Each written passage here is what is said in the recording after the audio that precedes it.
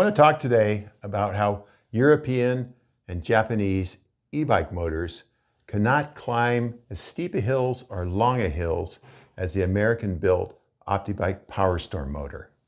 And there's several reasons for this. Some are legal and some are engineering. So if we look here on our graph, this is power in watts. We know what watts are. That's how e-bikes are measured, and then time on the bottom. So the e-bike standard in Europe is 250 watts. That says that an e-bike cannot have a continuous power over the whole time of the battery greater than 250 watts. Now in America, we have a 750 watt law. So e-bikes used in America can be 750 watts. That's the federal law that was created in 2002. So you see the difference. The European bikes are built to 250 watts, and American bikes can be built to 750 watts.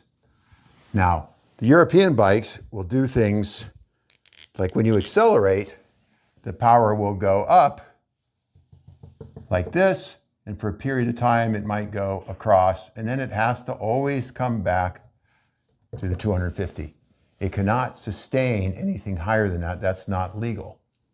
So if you're designing a bike for the European markets, the mass markets, you're going to design the components for 250 watts because they can be lighter and smaller. Because you might ask yourself, well, why can't they just make that power go up when they bring it to America and just raise the current and get that power all the time? But you can't do that because the motor is designed around a certain power limit in the wires and the controllers. In engineering a motor for 250 watts, it's very different than one for higher power. And this is a popular European motor, and you can see the size of the motor right here. It's a very small diameter motor, very tiny, very nice lightweight package. The Optibike, you can see the motor is much bigger.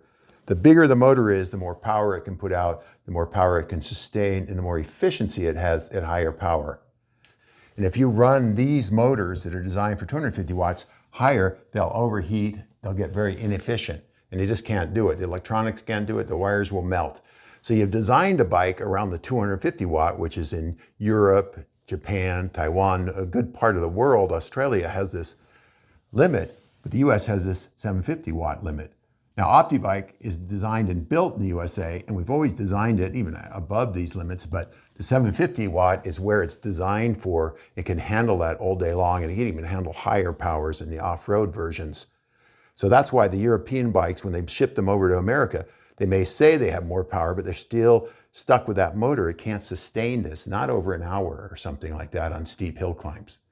So what that means, if you're a heavier rider or not as strong, these bikes will not get you up the hill as well as the Optibike will.